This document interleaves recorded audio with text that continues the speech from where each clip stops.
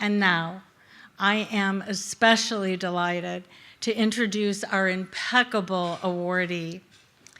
The Smith Nature Symposium's Distinguished Leadership Award honors notable individuals' work in the world of nature and art. This award has recognized luminaries near and far, beginning with Roger Troy Peterson in 1984. I would like to take a moment to acknowledge our past honorees as shown on the screen. If any of you are with us this evening in the audience, please stand.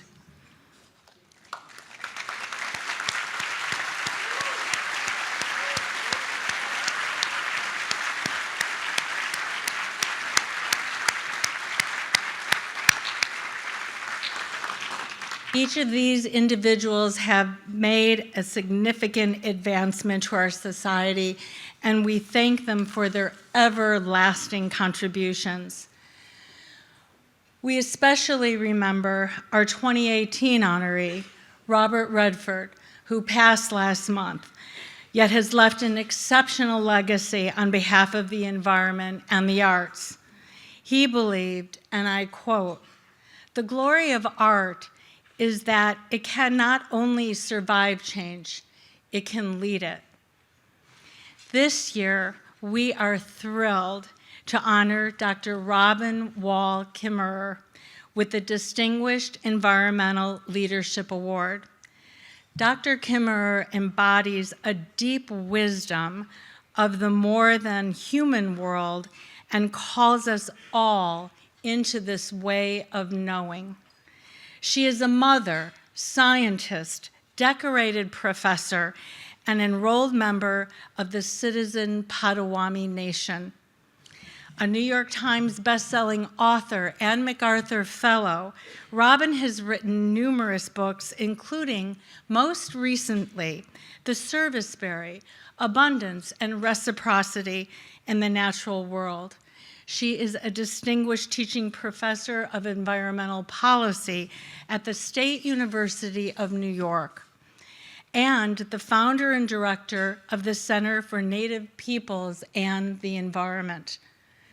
But more than her accolades, Robin reveals a world of wonder, humility, awe, and awareness of the miraculous beauty that surrounds us all in nature. And I quote, "The land knows you even when you are lost. Knowing that you love the earth changes you, activates you to defend and protect and celebrate. But when you feel that the earth loves you in return, that feeling transforms the relationship from a one-way street into a sacred bond."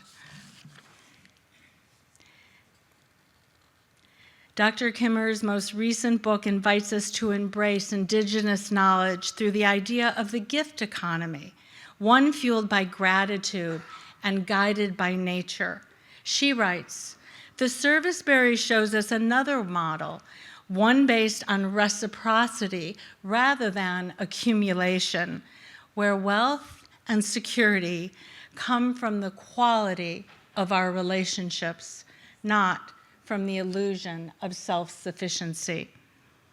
Dr. Kimmerer, we deeply admire your passion, your devotion, and your impact in this work. It is with deep humility and abundant gratitude that we present the Smith Nature Symposium Leadership Award to you.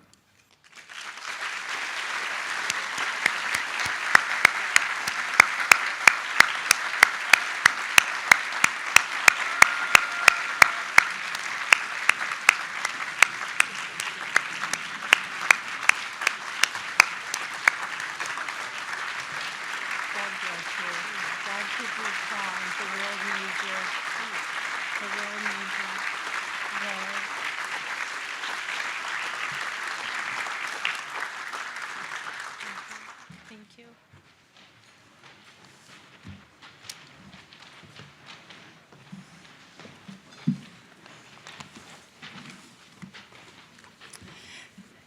Miigwech, thank you for that wonderful, warm welcome. And I want to say at the outset that I want to invite Bill Kurtis to come up and give my talk for me. Don't you just want to listen? So I look forward to chatting in just a little bit. I want to begin because of where we are in this moment with the traditional Potawatomi protocol greeting, and to say to you all, Bonjour Indinoe Maganadok, hello all of my relatives. Shabadas Gegish Kokwe Nadeshnakas. My name in my language is light shining through, Sky Woman. Megazedodam, meanwhile Makododam, I'm of the Bear Clan and also of the Eagles. And Miigwech Kinegeko Gamishon. I'm so grateful for all of the gifts that shower us together today.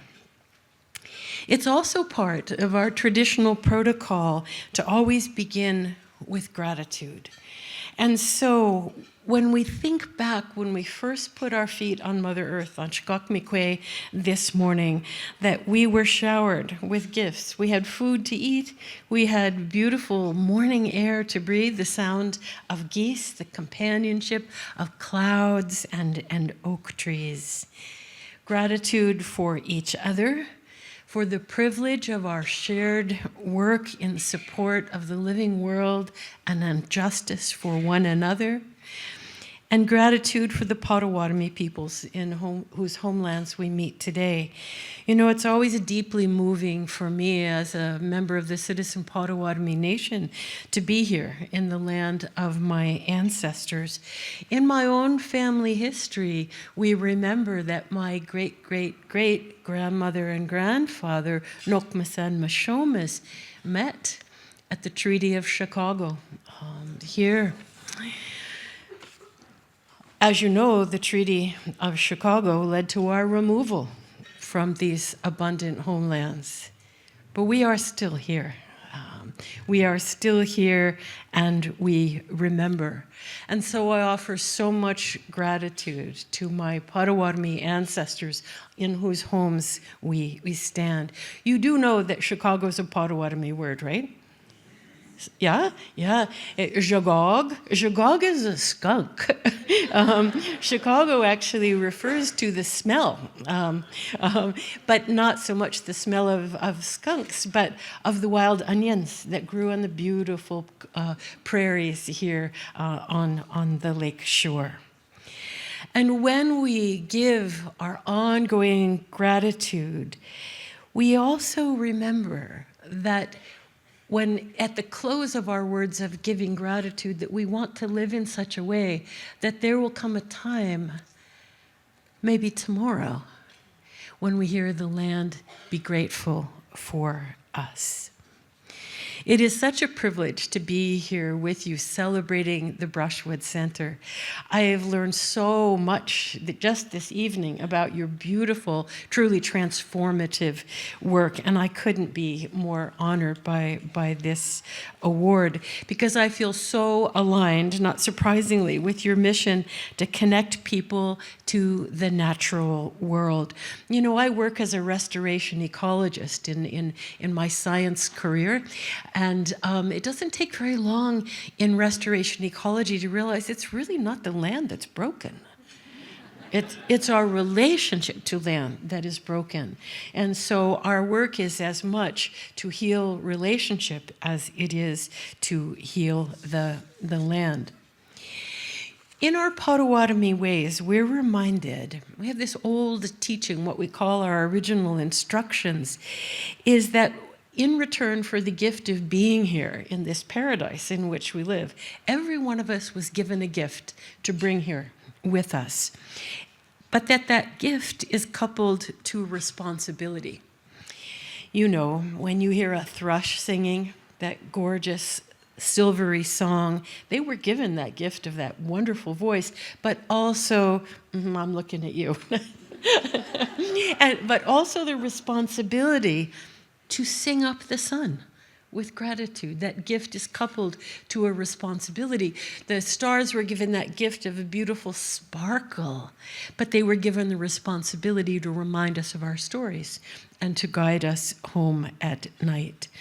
And this coupling of gifts and responsibilities is at the heart of the web of reciprocity. It is a gift exchange that connects us all. In fact, I was once told by one of my elders that this is the meaning of education.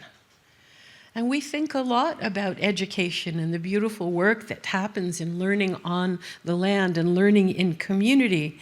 And a Potawatomi elder once told me that an educated person is someone who knows what their gifts are and how to use them on behalf of life.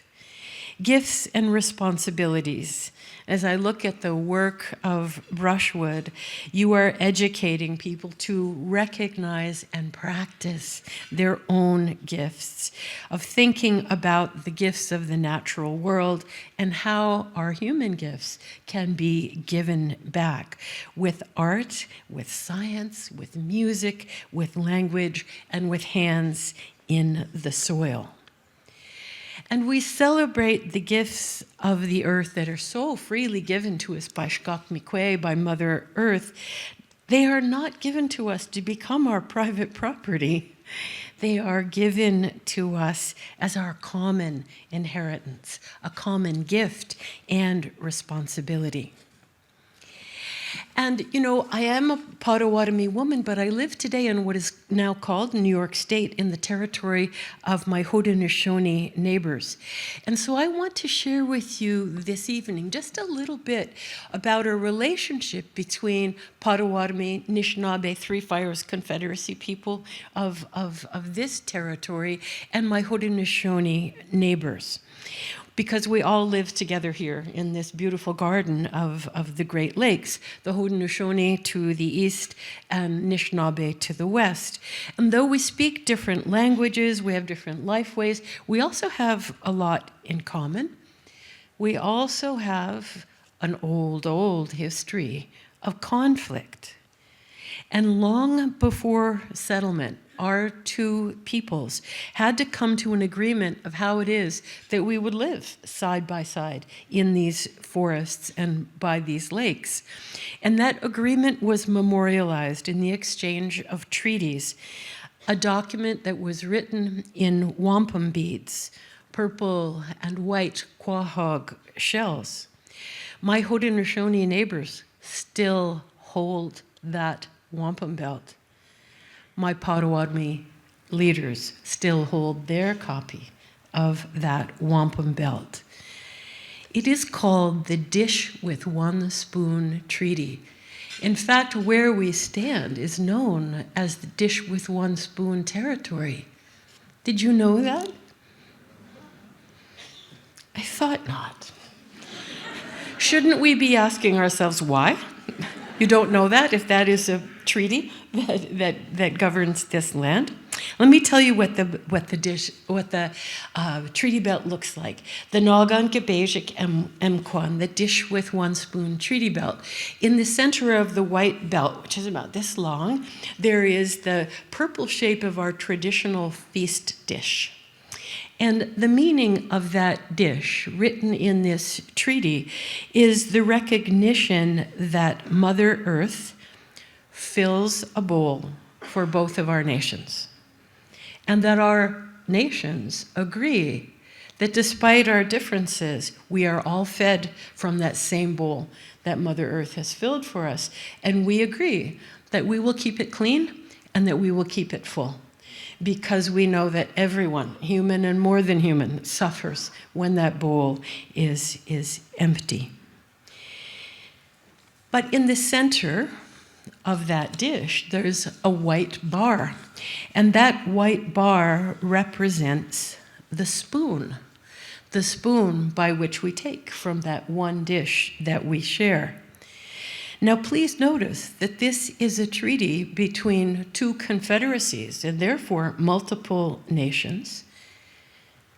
And there is Bejik Mkwan. There is one spoon. One spoon for all of us. There's not a big spoon for some people and a little tiny spoon for others. There is one spoon. This is, of course, the responsibility that comes with the gift of the bowl. One spoon, one dish. It's an agreement to share equally the gifts of the land. It is a statement about justice, and it has been called the oldest sustainability policy on the planet. And you probably haven't heard of that either. And so we need to really think about the sources of erasure of these ancient knowledges that we use to guide us into the future, not to go back into history, but to create a pathway for us into the future. Part of the responsibility of settlers, lovers of this land, is to combat that erasure, respect those teachings that have governed the land since time immemorial. Because we know today that while these gifts of Mother Earth come to us as common heritage, those gifts are not being equally shared. That access to the healing power of trees, the restorative benefits of access to nature that you've been hearing about this evening, that the purity of water, the chance to pick berries and to hear a hermit thrush, those are not equally available to all peoples. And we need to fix that. We need to commit to fix that. We should follow the model of the trees, because trees don't ask you who you are or where you live before they let you sit in their shade or offer you an apple. And we can't choose either. Tree equity, nature justice must be a high priority.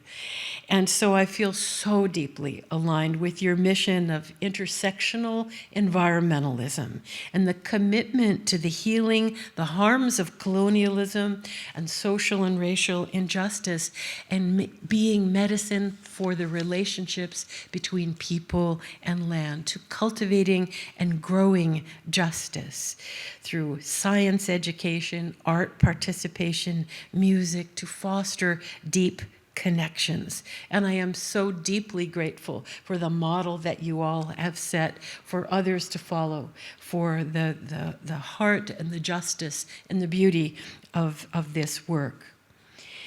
You know, as a writer who is steeped in both Indigenous knowledge and as a Western plant ecologist, I realize that much of my work is really a dedication to illuminating a different worldview, a worldview that has been erased, which is right below our feet.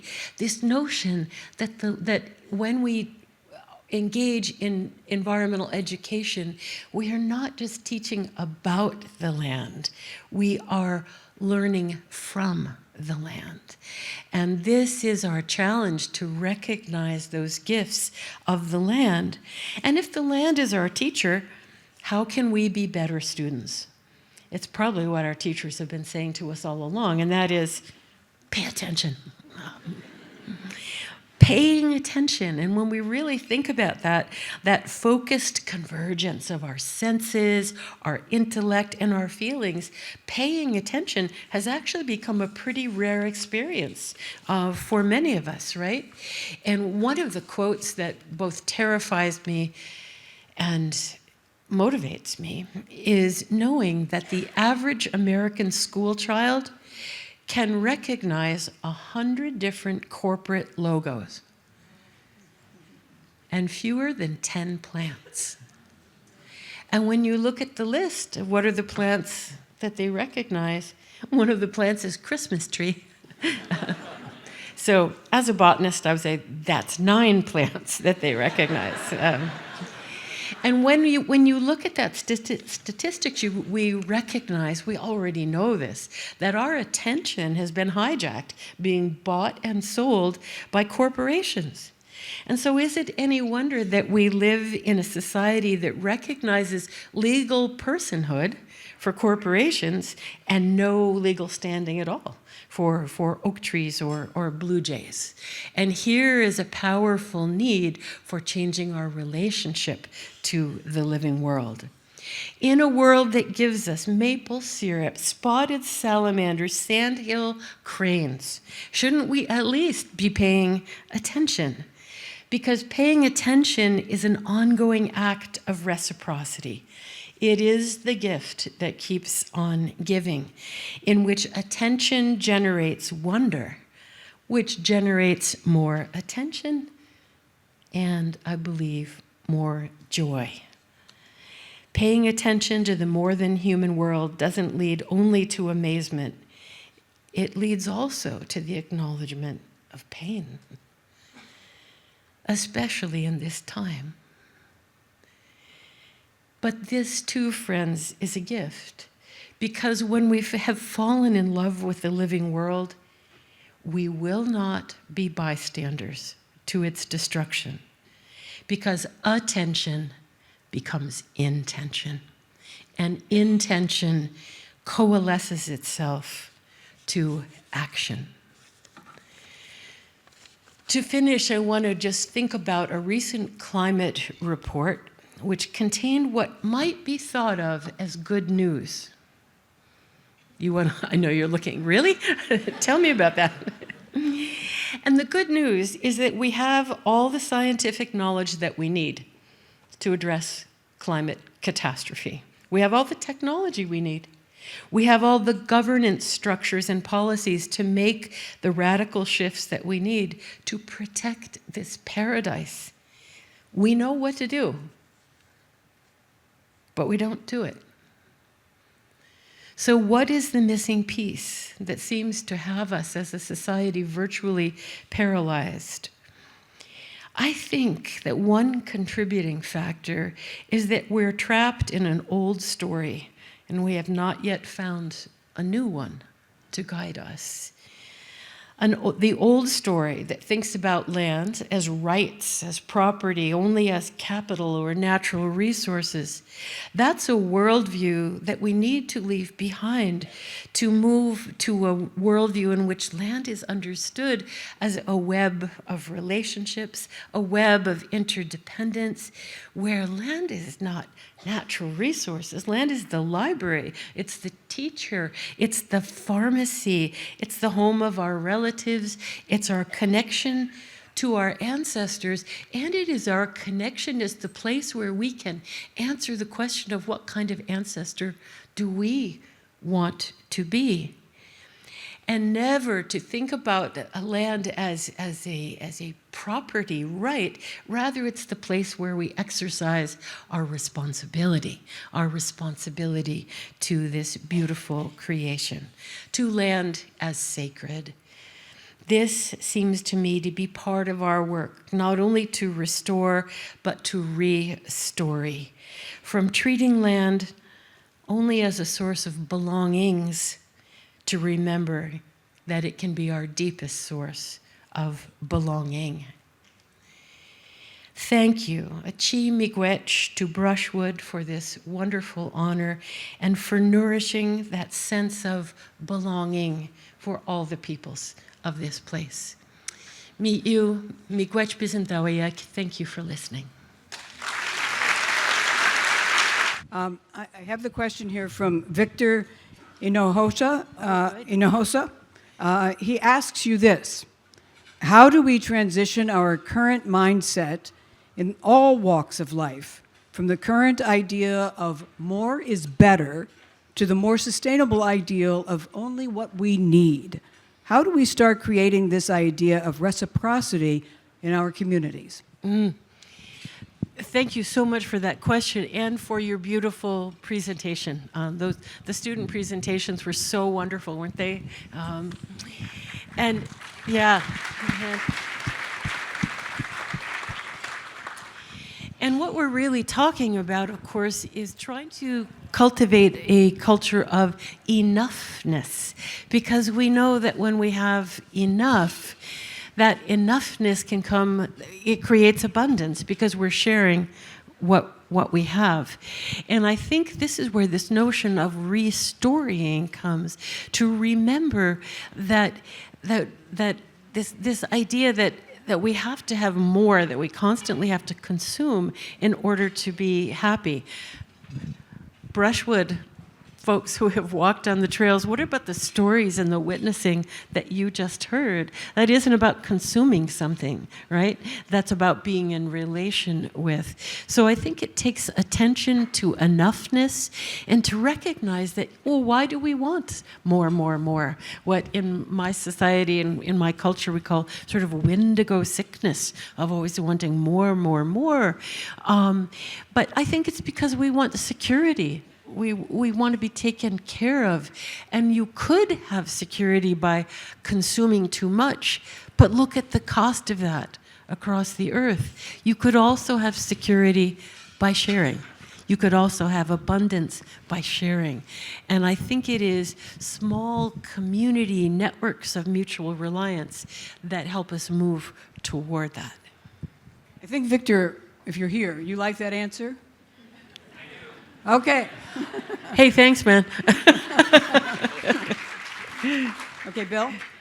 I thought that was your question, number 2. Okay, and Should we arm wrestle? Here's one from a scholarship recipient, J. Harmony Johnson, who asks, Robin, what specific moment inspired you to do this work? You know, I think it's sort of a matter of thinking about which work, but the work of elevating Indigenous knowledge as a partner to Western science really grew for me out of being a young Indigenous student and seeing our knowledge completely erased and recognizing that, well, I'll tell you, my grandfather was one of the children that was taken to the Carlisle Indian School, where our language, our science, our original instructions were erased. And, you know, when I would ask my dad, like, oh, well, what's the Potawatomi word for this? Or how do we do that? He would say, I don't know. But he didn't just say, I don't know. He said, I don't know, because that was taken away from us. And so even as a quite young person, I thought, well, if there could be institutions that are designed, as there were, to take away, to erase knowledge, couldn't there be institutions, therefore, that can bring it back? And so it's been really a lifelong relationship to those questions, not one moment, but I can sure remember that as a kid saying, wait, you know, that is wrong, and how can we fix that? And so our Center for Native Peoples and the Environment, and most of my work as a writer and a scientist, is to reclaim and elevate and illuminate that Indigenous knowledge. So it grows out of family stories and family history, and a sense that justice is a verb that we always have to be working toward. Jay Harmony, are you here? Is she still with us? Maybe not. But I'm sure she was be inspired by what you just said. So thank you very much. I have a couple of questions from the grown-ups in the crowd. First is from our Activate campaign co-chair, Rob Heinrich. And he says that you have collaborated with Brushwood and their ensemble in residence. We saw some images of that, Black Moon Trio. And you've produced an album, and it's called Flourish. And I'm going to give you a spoiler alert, because everyone will get a copy of this album in the bag that you take home tonight. But Yeah. not a bad way to go home. How do the music and the arts help activate our connection to nature? Oh, thank you for that question.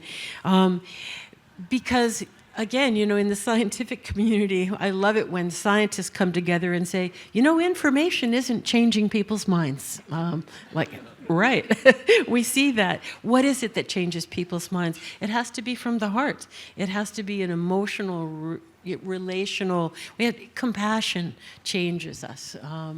And what better than music, than arts, than drama, than dance, for all of these ways to activate our hearts. That, I think, is how we move from, oh, we know what we should do, but we don't do it.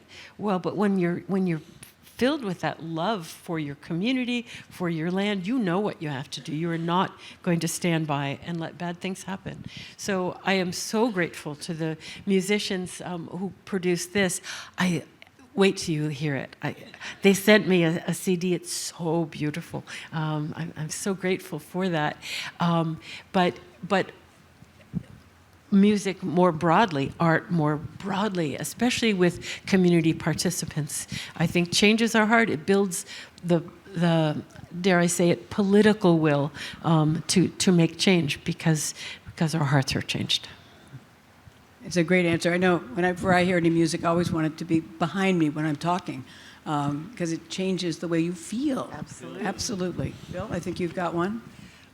From Activate campaign co-chair Jackie Ramden Johnson, you view the world through two unique ways of knowing, Western science and indigenous knowledge, both of which one could argue are under threat right now. Why are both of these important? First, I want to address that they are both under threat. You know, I sometimes joke that when I can't read my own biography anymore because it's all improper ideology. Why are they so important right now?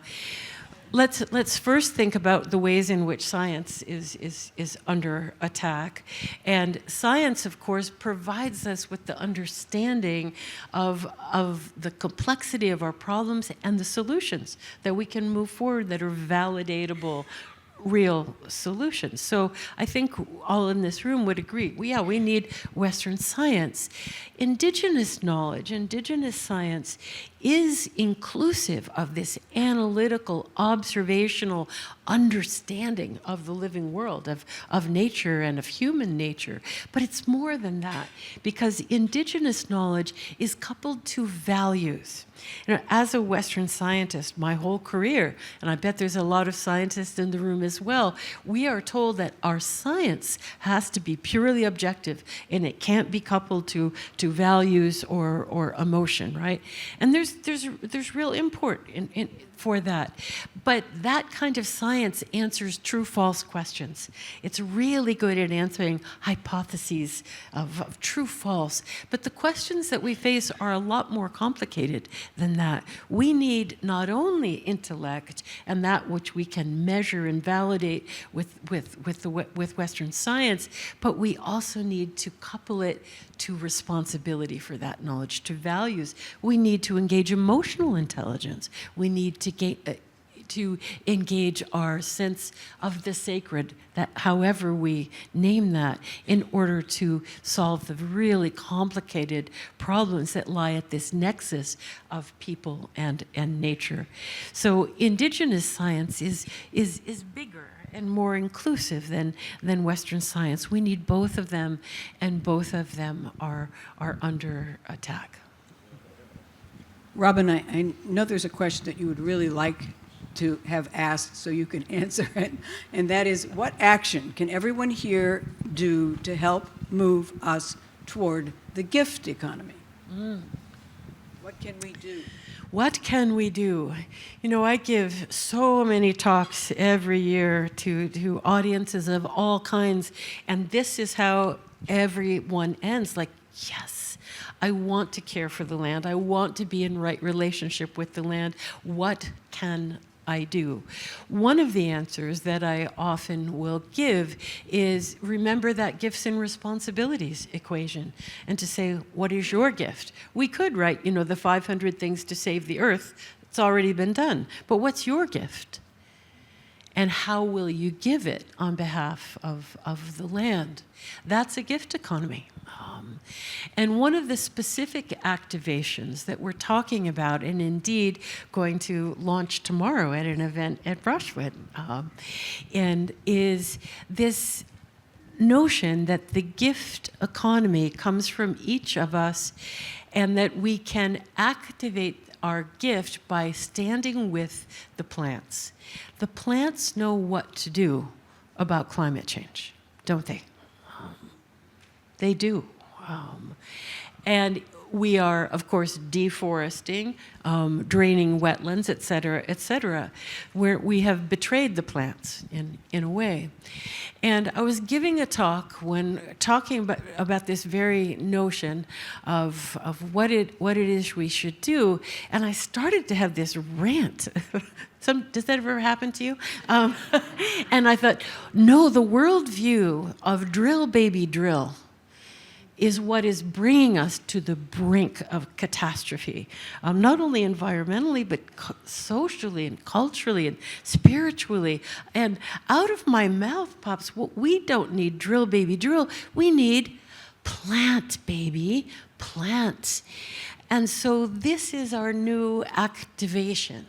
I'm just trying to seed a new movement called Plant Baby Plant, which is that all of us, whether you're involved in the remarkable work that you all are doing, or whether you have just a little plot of land that you could plant native plants on, do you have a schoolyard? Do you have a faith community? Do you have a university? Do you have a nature center? Do you have an industrial brownfield that needs to be turned into trees and parks for people? That's Plant Baby Plant. And so what we're hoping to do is to really activate a grassroots, decentralized movement to be a cheerleader for all of us to plant a creative resistance to the moment we are in with shovel and seeds. All right.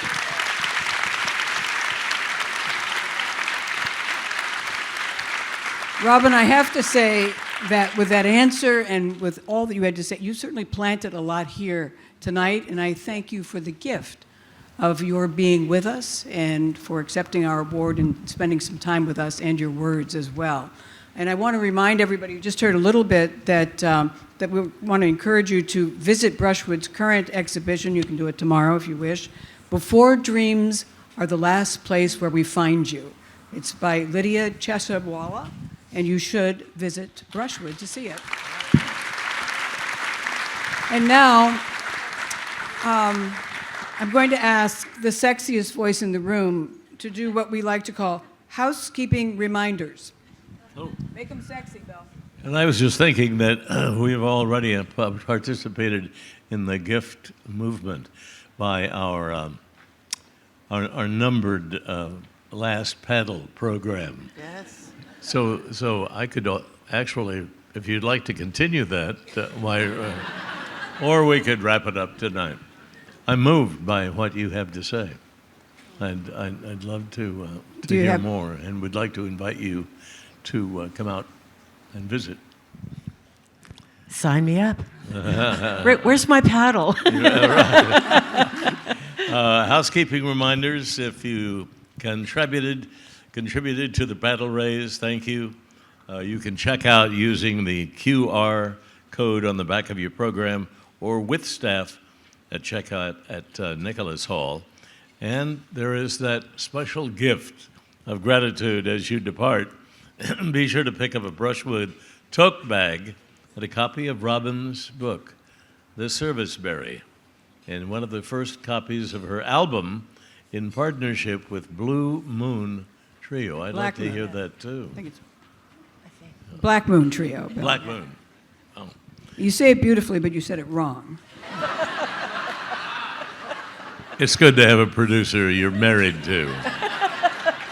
Additionally, your bag includes more information about Brushwood's Activate campaign and how to get involved, and your engagement with volunteers, ambassadors, and supporters. Activate. And Thank you all for coming. Plant, baby, plant. Plant, baby, plant.